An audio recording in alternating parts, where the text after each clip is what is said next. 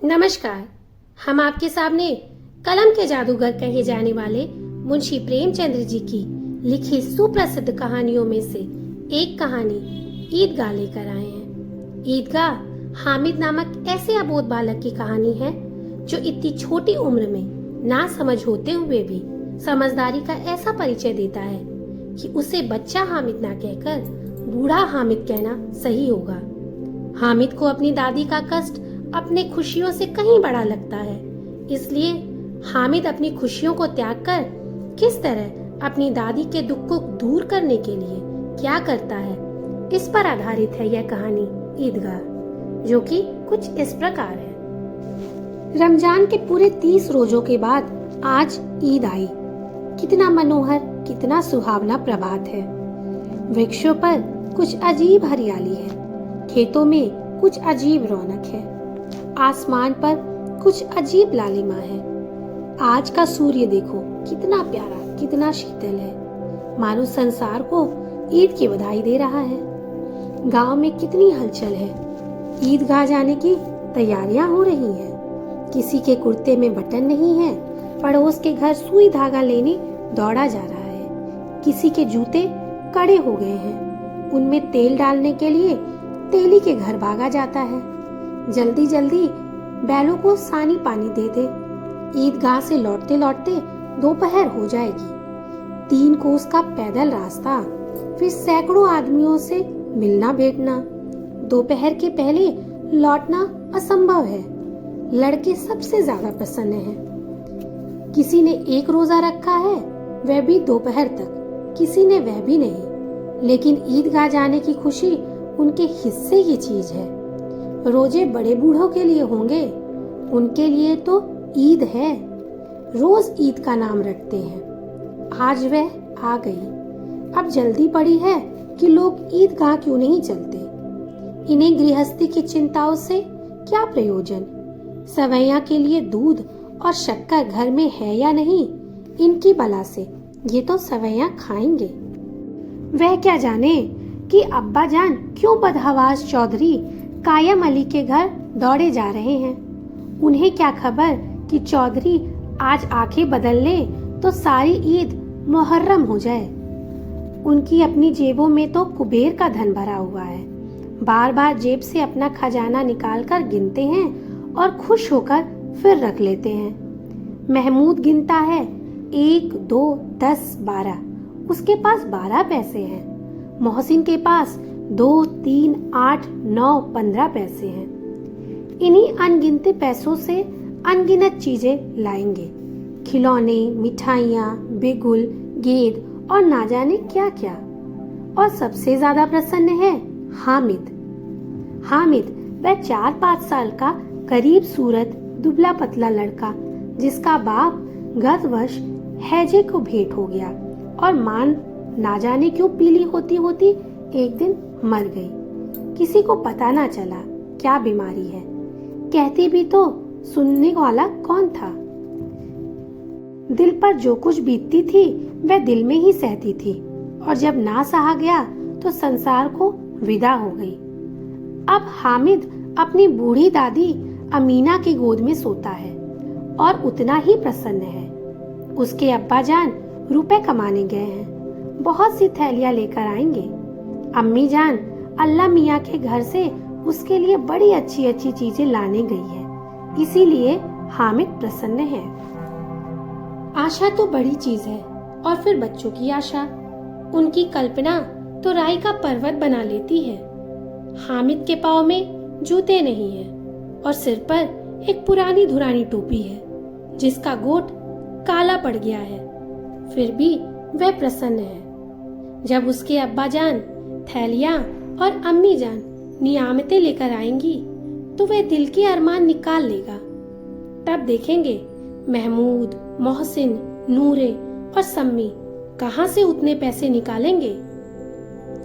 अभागिन अमीना अपनी कोठरी में बैठी रो रही है। आज ईद का दिन है और उसके घर में दाना नहीं। आज आबिद होता तो क्या इसी तरह ईद आती और चली जाती। इस अंधकार और निराशा में वह डूबी जा रही थी। किसने बुलाया था इस निगोड़ी ईद को?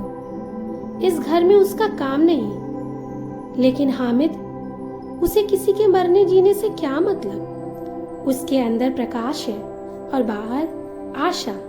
विपत्ति का सारा दलबल लेकर आए, हामिद की आनंद भरी चितवन उसका विध्वंस कर देगी। हामिद भीतर जाकर दादी से कहता है, तुम डरना नहीं अम्मा, मैं सबसे पहले आऊंगा, बिल्कुल ना डरना। अमीना का दिल कचोट रहा था। गांव के बच्चे अपने अपने बाप के साथ जा रहे हैं। हामिद का बाप अमीना के सिवा और कौन है? उसे कैसे अकेले मेले में जाने दे? उस भीड़ भाड़ में बच्चा कहीं खो जाए तो क्या हो? नहीं, अमीना उसे यूं ना जाने देगी। नन्ही सी जान 3 कोस चलेगा कैसे? पैरों में छाले पड़ जाएंगे, जूते भी तो नहीं हैं। वह थोड़ी थोड़ी दूर पर उसे गोद ले लेगी, लेकिन यहाँ से वह यहाँ कौन पकाएगा? पैसे होते तो लौटते लौटते सब सामग्री जमा करके चटपट बना लेती। यहाँ तो घंटों चीजें जमा करते लगेंगे। मांगने का ही तो भरोसा ठहरा। उस दिन फहीमन के कपड़े सिए थे, 8 आने पैसे मिले थे। उस अठन्नी को ईमान की तरह बचाती चली आती थी इसी ईद के लिए। लेकिन कल ग्वालन सिर पर सवार हो गई तो क्या करती? हामिद के लिए कुछ नहीं है तो 2 पैसे का दूध तो चाहिए ही। अब तो कुल 2 पैसे ही बच रहे हैं। 3 पैसे हामिद की जेब में, 5 अमीना के बटवे में। यही तो बिसात है और ईद का त्योहार। अल्लाह ही बेड़ा पार लगावे। धोबन, नाइन, मेहतरानी, चूड़ी हारिन सभी तो आएंगे। सभी को सवैया चाहिए और थोड़ा किसी की आंखों नहीं लगता। किस किस से मुंह चुराएगी? और मुंह क्यों चुराए? साल भर का त्योहार है, जिंदगी खैरियत से रहे, उनकी तकदीर भी तो उसी के साथ है। बच्चे को खुदा सलामत रखे, यह दिन भी कट जाएंगे। गांव से मेला चला और बच्चों के साथ हामिद भी जा रहा था। कभी सबके सब दौड़कर आगे निकल जाते, फिर किसी पेड़ के नीचे खड़े होकर साथ वालों का इंतजार करते। ये लोग क्यों इतना धीरे धीरे चल रहे हैं? हामिद के पैरों में तो जैसे पर लग गए हैं। वह कभी थक सकता है? शहर का दामन आ गया। सड़क के दोनों ओर अमीरों के बगीचे हैं, पक्की 4 दीवारी बनी हुई है। पेड़ों में आम और लीचियां लगी हुई हैं। कभी कभी कोई लड़का कंकड़ी उठाकर आम पर निशाना लगाता है। माली अंदर से गाली देता हुआ निकलता है। लड़के खूब हंस रहे हैं। माली को कैसे उल्लू बनाया है। बड़ी बड़ी इमारतें आने लगी। यह अदालत है, यह कॉलेज है, यह क्लब घर है। इतने बड़े कॉलेज में कितने लड़के पढ़ते होंगे? सब लड़के ही नहीं हैं जी, बड़े बड़े आदमी हैं। सच, उनकी बड़ी बड़ी मूछें हैं। इतने बड़े हो गए अभी तक पढ़ने जाते हैं। ना जाने कब तक पढ़ेंगे और क्या करेंगे इतना पढ़कर। हामिद के मदरसे में तो 2-3 बड़े बड़े लड़के हैं, बिल्कुल 3 कौड़ी के हैं। रोज मार खाते हैं, काम से जी चुराने वाले हैं। इस जगह भी तो इसी तरह के लोग होंगे और क्या। क्लब घर में जादू होता है। सुना है यहाँ मुर्दे की खोपड़ियां दौड़ती हैं और बड़े बड़े तमाशे होते हैं, पर किसी को अंदर नहीं जाने देते। और यहाँ शाम को साहब लोग खेलते हैं, बड़े बड़े आदमी खेलते हैं, मूछो दाढ़ी वाले, और मैम लोग भी खेलती हैं। सच, हमारी अम्मा को वह दे दें, क्या नाम है बेटे, तो उसे पकड़ ही ना सके, घुमाते ही लुढ़क ना जाए। महमूद ने कहा, हमारी अम्मी जान का तो हाथ कांपने लगे, अल्लाह कसम। मोहसिन बोला, अम्मी मानो आटा पीस डालती, जरा सा बैट पकड़ लेगी तो हाथ कांपने लगेंगे। सैकड़ों घड़े पानी रोज निकालती है, 5 घड़े तो मेरी भैंसें पी जाती हैं। किसी मैम को 1 घड़ा पानी भरना पड़े तो आंखों तले अंधेरा आ जाए। महमूद, लेकिन दौड़ती तो नहीं, उछल कूद तो नहीं सकती। मोहसिन, हाँ उछल कूद नहीं सकती, लेकिन उस दिन मेरी गाय खुल गई थी और चौधरी के खेत में जा पड़ी थी तो अम्मा इतनी तेज दौड़ी कि मैं उन्हें ना पा सका। सच। आगे चलें। हलवाइयों की दुकानें शुरू हुई। आज खूब सजी हुई थी। इतनी मिठाइयाँ कौन खाता है? देखो ना, एक एक दुकान पर मानो कितनी होंगी। सुना है रात को जिन्नात आकर खरीद ले जाते हैं। अब्बा कहते हैं कि आधी रात को एक आदमी हर दुकान पर जाता है और जितना माल बचा होता है वह तुलवा लेता है और सचमुच के रुपए देता है, बिल्कुल ऐसे ही रुपए। हामिद को यकीन ना आया। ऐसे रुपए जिन्नात को कहाँ मिल जाएंगे? मोहसिन ने कहा, जिन्नात को रुपए की क्या कमी, जिस खजाने में चाहे चले जाए, लोहे के दरवाजे तक तो उन्हें रोक ना सकते। आप किस फेर में हो जनाब? हीरे जवाहरात तक तो उनके पास रहते हैं। जिससे खुश हो गए उसे टोकरों जवाहरात दे दिए। अभी यहीं बैठे हैं, 5 मिनट में कहो कलकत्ता पहुंच जाएं। हामिद ने फिर पूछा, जिन्नात बहुत बड़े होते होंगे? मोहसिन, एक एक आसमान के बराबर होते हैं जी। जमीन पे खड़ा हो जाए तो सिर आसमान से जा लगे, मगर चाहे तो एक लोटे में घुस जाए। हामिद, लोग उन्हें कैसे खुश करते होंगे? कोई मुझे वह मंत्र बता दे तो एक जिन को मैं भी खुश कर लूं। मोहसिन, अब यह तो मैं नहीं जानता, लेकिन चौधरी साहब के काबू में बहुत से जिन्नात हैं। कोई चीज चोरी हो जाए, चौधरी साहब उसका पता लगा लेंगे और चोर का नाम भी बता देंगे। जुमराती का बछवा उस दिन खो गया था। 30 दिन हैरान हुए, कहीं ना मिला। तब झक मारकर चौधरी के पास गए। चौधरी ने तुरंत बता दिया कि मवेशी खाने में है और वहीं मिला।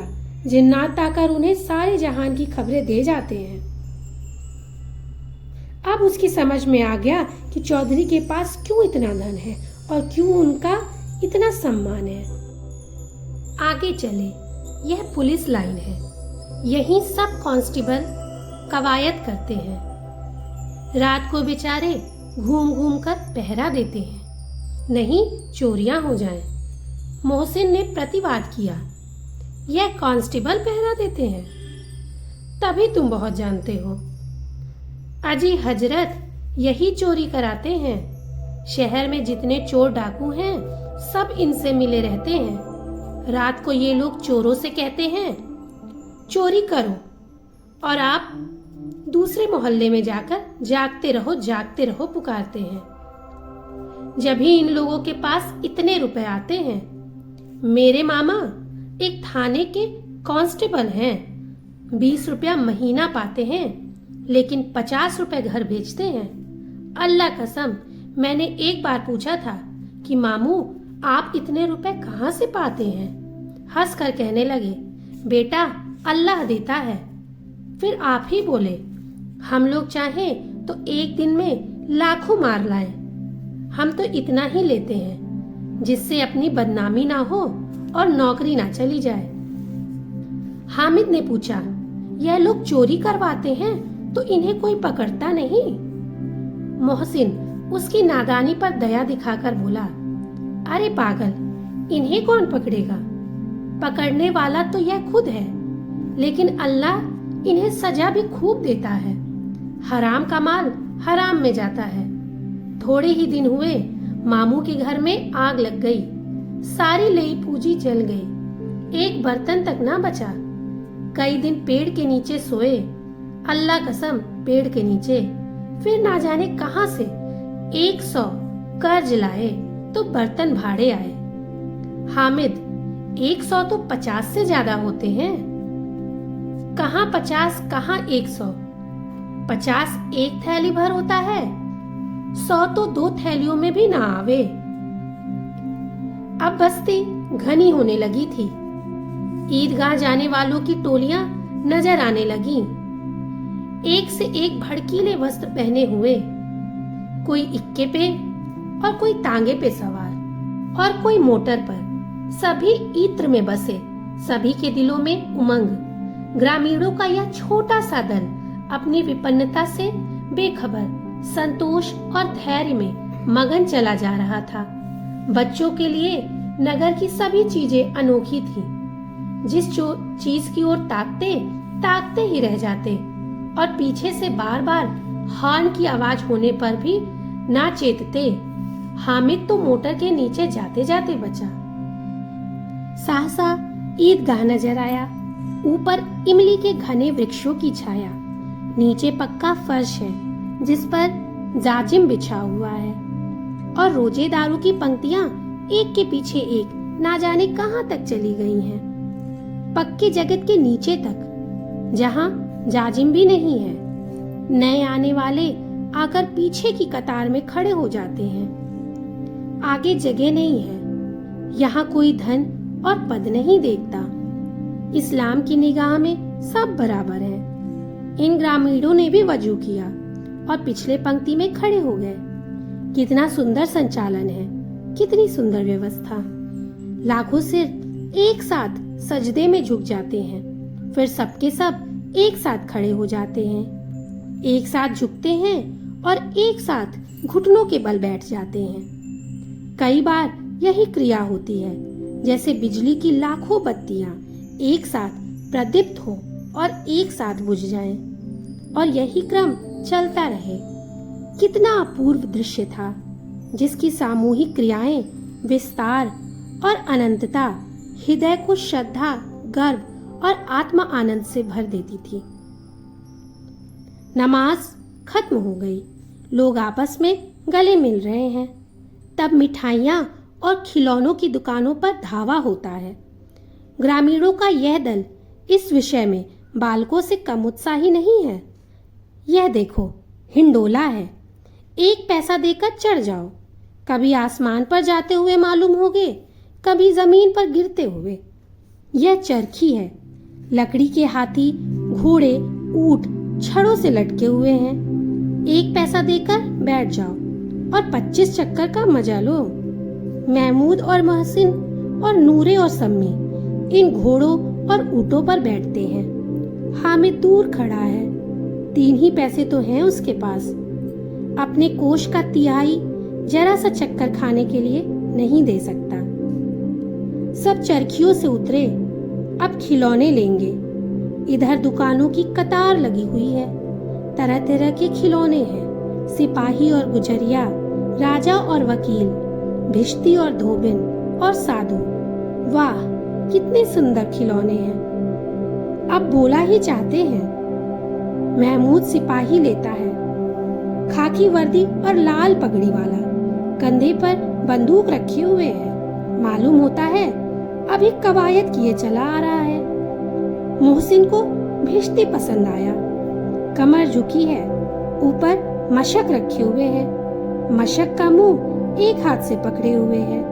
कितना प्रसन्न है, शायद कोई गीत गा रहा है। बस मशक से पानी उड़ेला ही चाहता है। नूरे को वकील से प्रेम है। कैसी विद्वानता है उसके मुख पर। काला चोगा, नीचे सफेद अचकन, अचकन के सामने की जेब में घड़ी, सुनहरी जंजीर, एक हाथ में कानून का पोथा लिए हुए है। मालूम होता है अभी किसी अदालत से जिरह या बहस किए चले आ रहे हैं। यह सब 2-2 पैसों के खिलौने हैं। हामिद के पास कुल 3 पैसे हैं। इतने महंगे खिलौने मैं कैसे ले? खिलौना कहीं हाथ से छूट पड़े तो चूर चूर हो जाए, जरा पानी पड़े तो सारा रंग धुल जाए। ऐसे खिलौने लेकर वह क्या करेगा, किस काम के हैं? मोहसिन मेरे भिश्ते रोज पानी दे जाएगा सांझ सवेरे। महमूद और मेरा सिपाही घर का पहरा देगा। कोई चोर आवेगा तो फौरन बंदूक से फायर कर देगा। नूरे और मेरा वकील खूब मुकदमा लड़ेगा। सम्मी और मेरी धोबिन रोज कपड़े धोएगी। हामिद खिलौनों की निंदा करता है। मिट्टी के ही तो हैं, गिरे तो चकनाचूर हो जाएं। लेकिन ललचाई आंखों से खिलौनों को देख रहा है और चाहता है कि जरा देर के लिए उन्हें हाथ में ले सकता। उसके हाथ अनायास ही लपकते हैं, लेकिन लड़के इतने त्यागी नहीं होते, विशेषकर जब अभी नया शौक है। हामिद ललचाता रह जाता है। खिलौनों के बाद मिठाइयाँ आती हैं। किसी ने रेवड़ियाँ ली, किसी ने गुलाब जामुन, किसी ने सोहन हलवा। मजे से खा रहे हैं। हामिद उनकी बिरादरी से पृथक है। अभागी के पास 3 पैसे हैं, क्यों नहीं कुछ लेकर खाता? ललचाई आंखों से सबकी ओर देखता है। मोहसिन कहता है, हामिद रेवड़ी ले जा, कितनी खुशबूदार है। हामिद को संदेह हुआ, यह केवल क्रूर विनोद है। मोहसिन इतना उदार नहीं, लेकिन यह जानकर भी वह उसके पास जाता है। मोहसिन दोने से एक रेवड़ी निकालकर हामिद की ओर बढ़ाता है। हामिद हाथ फैलाता है। मोहसिन रेवड़ी अपने मुंह में रख लेता है। महमूद, नूरे और सम्मी खूब तालियां बजाकर हंसते हैं। हामिद खिसिया जाता है। मोहसिन, अच्छा अब की जरूर दे देंगे हामिद, अल्लाह कसम, ले जाओ। हामिद, रखे रहो, क्या मेरे पास पैसे नहीं है? सम्मी, 3 ही पैसे तो हैं, 3 पैसे में क्या क्या लोगे? महमूद, हमसे गुलाब जामुन ले जाओ हामिद, मोहसिन तो बदमाश है। हामिद, मिठाई कौन बड़ी नेमत है, किताब में इसकी कितनी बुराइयां लिखी हैं। मोहसिन, लेकिन दिल में कह रहे होगे कि मिले तो खा ले, अपने पैसे क्यों नहीं निकालते?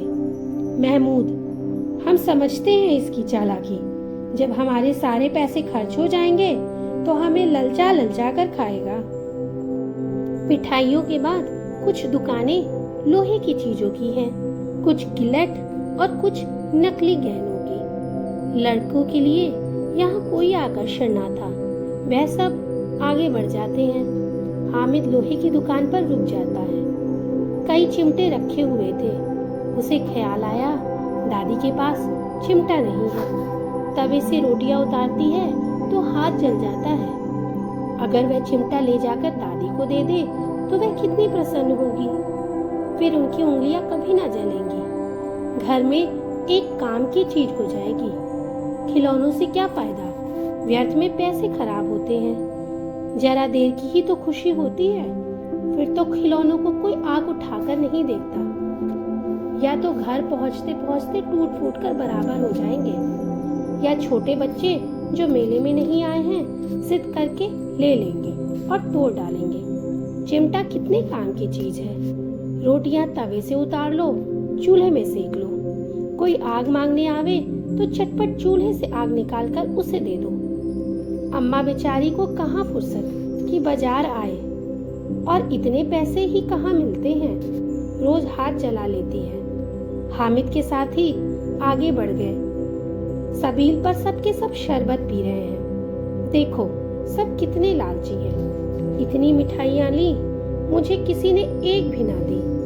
उस पर कहते हैं मेरे साथ खेलो, मेरा यह काम करो। अब अगर किसी ने कोई काम करने को कहा तो पूछूंगा, खाएं मिठाइयाँ, अपना ही मुंह सड़ेगा, थोड़े फुंसियाँ निकलेंगी, अपनी ही जबान चटोरी हो जाएगी। तब घर के पैसे चुराएंगे और मार खाएंगे। किताब में झूठी बातें थोड़ी ही लिखी हैं। मेरी जबान क्यों खराब होगी? अम्मा चिमटा देखेगी तो दौड़कर मेरे हाथ से ले लेगी और कहेगी, मेरा बच्चा अम्मा के लिए चिमटा लाया, हजारों दुआ देगी। फिर पड़ोस की औरतों को दिखाएगी, सारे गांव में चर्चा होने लगेगी, हामिद चिमटा लाया है, कितना अच्छा लड़का है। इन लोगों के खिलौने पर कौन दुआएं देगा? बड़ों की दुआएं सीधे अल्लाह के दरबार में पहुंचती हैं और तुरंत सुनी जाती हैं। मेरे पास पैसे नहीं हैं, तभी तो मोहसिन और महमूद यूं मिजाज दिखाते हैं। मैं भी इनसे मिजाज दिखाऊंगा। खेले खिलौने और खाएं मिठाइयाँ। मैं नहीं खेलता खिलौने, किसी का मिजाज क्यों सहूं? मैं गरीब सही, किसी से कुछ मांगने तो नहीं जाता। आखिर अब्बा जान कभी ना कभी आएंगे, अम्मा भी आएंगी ही। फिर इन लोगों से पूछूंगा, कितने खिलौने लोगे? एक एक को टोकरियां खिलौने दूं और दिखा दूं कि दोस्तों के साथ इस तरह सलूक किया जाता है। यह नहीं कि एक पैसे की रेवड़ियां ली तो चिढ़ा चिढ़ा कर खाने लगे। सबके सब खूब हंसेंगे कि हामिद ने चिमटा लिया है। हंसे मेरी बला से। उसे दुकानदार से पूछा, यह चिमटा कितने का है? दुकानदार ने उसकी ओर देखा और कोई आदमी साथ ना देखकर कहा, यह तुम्हारे काम का नहीं है जी। बिकाऊ है। बिकाऊ क्यों नहीं है और यहाँ क्यों लाद लाए? तो बताते क्यों नहीं क्या पैसे का है? 6 पैसे लगेंगे। हामिद का दिल बैठ गया। ठीक ठाक 5 पैसे लगेंगे। लेना हो तो लो, नहीं तो चलते बनो। हामिद ने कलेजा मजबूत करके कहा, 3 पैसे लोगे? यह कहता हुआ वह आगे बढ़ गया कि दुकानदार की घुड़कियां न सुने। लेकिन दुकानदार ने घुड़कियां नहीं दी, बुलाकर चिमटा दे दिया। हामिद ने उसे इस तरह कंधे पर रखा मानो बंदूक है और शान से अकड़ता हुआ संगियों के पास आया। जरा सुने सबके सब क्या आलोचनाएं करते हैं। मोहसिन ने हंसकर कहा, यह चिमटा क्यों लाया पगले? इसे क्या करेगा?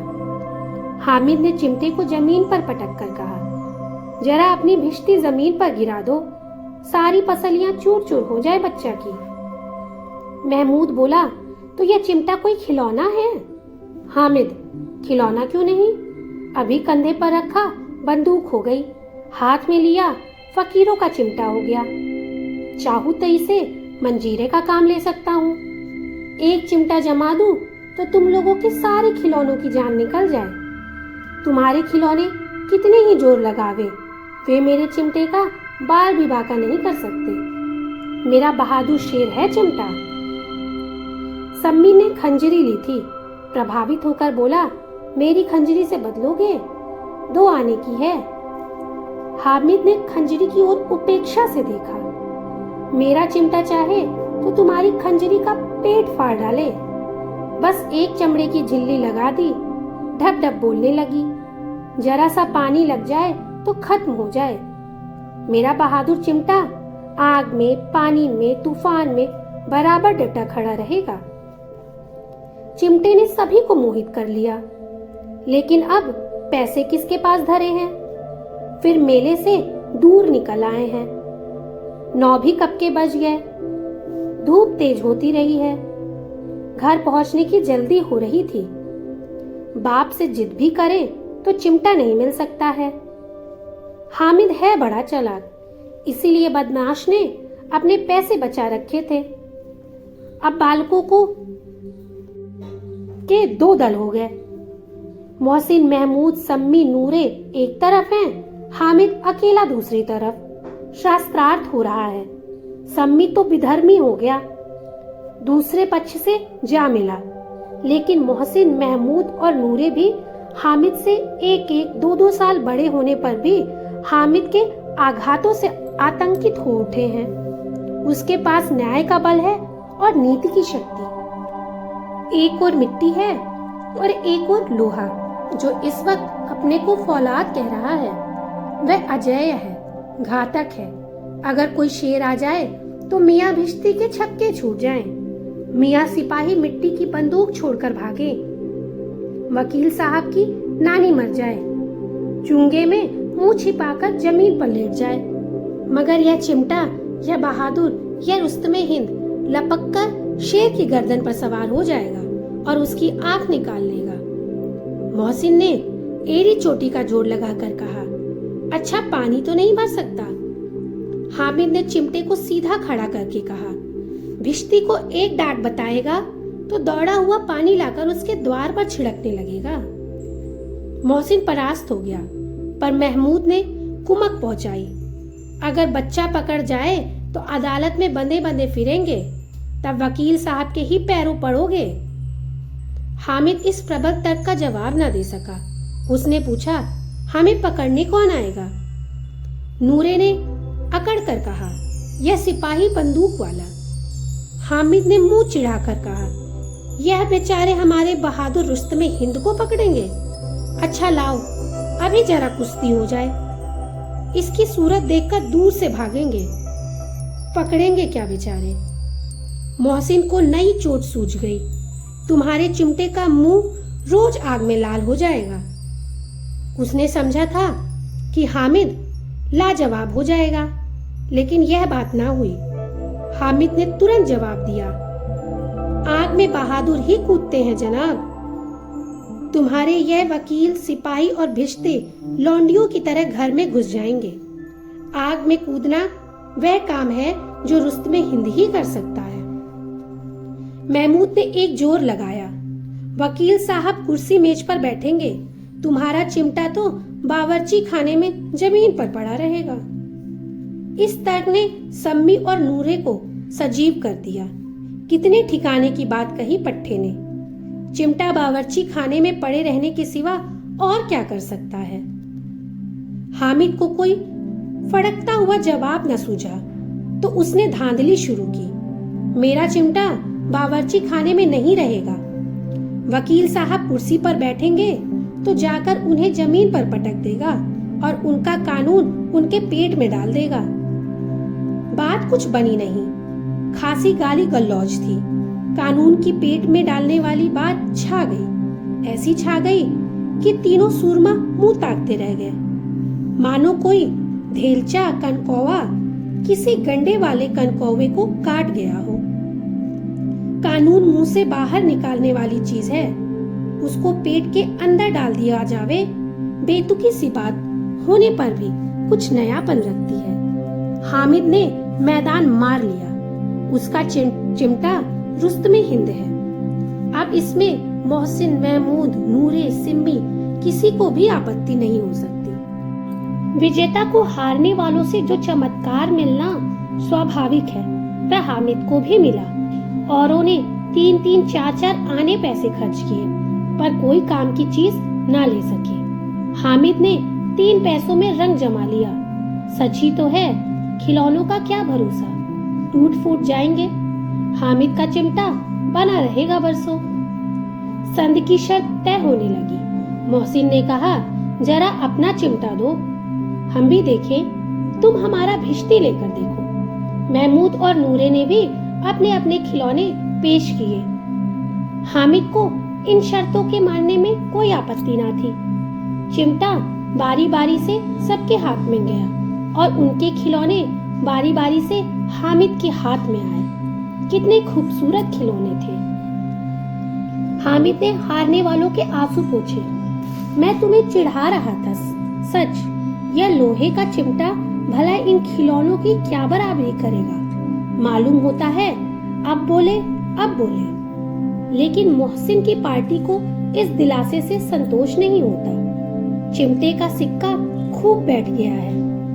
चिपका हुआ टिकट अब भी पानी से नहीं छूट रहा। मोहसिन, लेकिन इन खिलौनों के लिए कोई हमें दुआ तो ना देगा। महमूद, दुआ को लिए फिरते हो, उल्टे मार ना पड़े। अम्मा जरूर कहेगी कि मेले में मिट्टी के खिलौने तुम्हें मिले। हामिद को स्वीकार करना पड़ा कि खिलौनों को देखकर किसी की माँ इतनी खुश ना होगी जितनी दादी चिमटे को देखकर होगी। 3 पैसे में ही तो उसे सब कुछ करना था और उन पैसों के इस उपयोग पर पछतावे की बिल्कुल जरूरत ना थी। फिर अब तो चिमटा रुस्तमे हिंद है और सभी खिलौनों का बादशाह। रास्ते में महमूद को भूख लगी। उसके बाप ने केले खाने को दिए। महमूद ने केवल हामिद को साझा बनाया। उसके अन्य मित्र मुंह ताकते रह गए। यह उस चिमटे का प्रसाद था। 11 बजे सारे गांव में हलचल मच गई। मेले वाले आ गए। मोहसिन की छोटी बहन ने दौड़कर भिश्ती उसके हाथ से छीन लिया और मारे खुशी के जो उछली तो मियाँ भिश्ती नीचे आ रहे और सुरलोक सिधारे। इस पर भाई बहन में मारपीट हुई। दोनों खूब रोए। उनकी अम्मा यह शोर सुनकर बिगड़ी और दोनों के ऊपर से 2-2 चांटे और लगाए। मियाँ नूरे के वकील का अंत उसके प्रतिष्ठा अनुकूल इससे ज्यादा गौरवमय हुआ। वकील जमीन पर या ताक पर तो नहीं बैठ सकता। उसकी मर्यादा का विचार तो करना ही होगा। दीवार में 2 खूंटियां गाड़ी गईं। उन पर लकड़ी का एक पटरा रखा गया। पटरे पर कागज का कालीन बिछाया गया। वकील साहब राजा भोज की भांति सिंहासन पर विराजे। नूरे ने उन्हें पंखा हाँकना शुरू किया। अदालतों में बिजली के पंखे रहते हैं, क्या यहाँ मामूली पंखा भी ना हो? कानून की गर्मी दिमाग पर चढ़ जाएगी कि नहीं? बांस का पंखा आया और नूरे हवा करने लगा। मालूम नहीं पंखे की हवा से या पंखे की चोट से वकील साहब स्वर्गलोक से मृत्युलोक में आ रहे और उनका माटी का चोला माटी में मिल गया। फिर बड़े जोर शोर से मातम हुआ और वकील साहब की अस्थि धूर पर डाल दी गई। अब रहा महमूद का सिपाही। उसे चटपट गांव का पहरा देने का चार्ज मिल गया। लेकिन पुलिस का सिपाही कोई साधारण व्यक्ति तो था नहीं जो अपने पैरों पर चले। वह पालकी पर चलेगा। एक टोकरी आई, उसमें कुछ लाल रंग के फटे पुराने चीथड़े बिछाए गए जिसमें सिपाही साहब आराम से लेटे। नूरे ने यह टोकरी उठाई और अपने द्वार का चक्कर लगाने लगा। उनके दोनों छोटे भाई सिपाही की तरह सोने वाले जागते रहो पुकारते चलते हैं, मगर रात तो अंधेरी ही होनी चाहिए।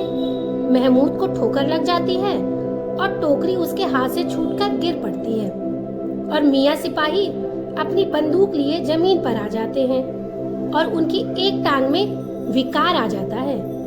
महमूद को आज ज्ञात हुआ कि वह अच्छा डॉक्टर है। उसको ऐसा मरहम मिल गया है जिससे वह टूटी टांग को आनन फानन जोड़ सकते हैं। केवल गूलर का दूध चाहिए। गूलर का दूध आता है, टांग जोड़ दी जाती है। लेकिन सिपाही को जो ही खड़ा किया जाता है, टांग जवाब दे जाती है। शल्य क्रिया असफल हुई, तब उसकी दूसरी टांग भी तोड़ दी जाती है। अब कम से कम एक जगह आराम से तो बैठ सकता है। एक टांग से तो ना चल सकता था ना बैठ सकता था। अब वह सिपाही सन्यासी हो गया है, अपनी जगह पर बैठा बैठा पहरा देता है। कभी कभी देवता भी बन जाता है। उसके सिर का झालरदार साफा खुरच दिया गया है। अब उसका जितना रूपांतर चाहो कर सकते हो। कभी कभी तो उससे बाट का भी काम लिया जाता है। अब मियाँ हामिद का हाल सुनिए। अमीना उसकी आवाज सुनते ही दौड़ी और उसे अपने गोद में उठाकर प्यार करने लगी। सहसा उसके हाथ में चिमटा देखकर वह चौंकी। यह चिमटा कहाँ था? मैंने मोल लिया है। क्या पैसे में? 3 पैसे दिए हैं। अमीना ने छाती पीट ली। यह कैसा बेसमझ लड़का है कि दोपहर हुआ कुछ खाया ना पिया। लाया क्या? यह चिमटा। सारे मेले में तुझे कोई चीज ना मिली जो यह लोहे का चिमटा उठा लाया? हामिद ने अपराधी भाव से कहा, तुम्हारी उंगलियां तवे से जल जाती थी, इसलिए मैंने इसे ले लिया। बुढ़िया का क्रोध तुरंत स्नेह में बदल गया और स्नेह भी वह नहीं जो प्रगल्भ होता है और अपनी सारी कसक शब्दों में बिखेर देता है। यह मूक स्नेह था, खूब ठोस रस और स्वाद से भरा हुआ। बच्चे में कितना त्याग, कितना सद्भाव और कितना विवेक है। दूसरों को खिलौने लेते हुए और मिठाइयाँ खाते हुए देखकर इसका मन कितना ललचाया होगा। इतना जब्त इससे कैसे हुआ? वह भी वहाँ भी इसे अपनी बुढ़िया दादी की याद बनी रही। अमीना का मन गदगद हो गया। और अब एक बड़ी विचित्र बात हुई, हामिद के इस चिमटे से भी विचित्र। बच्चे हामिद ने बूढ़े हामिद का पार्ट खेला था। बुढ़िया अमीना बालिका अमीना बन गई। वह रोने लगी, दामन फैलाकर हामिद को दुआएं देती जाती थी और आंसू की बड़ी बड़ी बूंदें गिराती जाती थी। हामिद इसका रहस्य क्या समझता? ऐसी ही प्रेरणादायक ज्ञानवर्धक कहानियां सुनने के लिए आप हमारे चैनल हिंदी साहित्य की आवाज को लाइक, शेयर और सब्सक्राइब जरूर करें।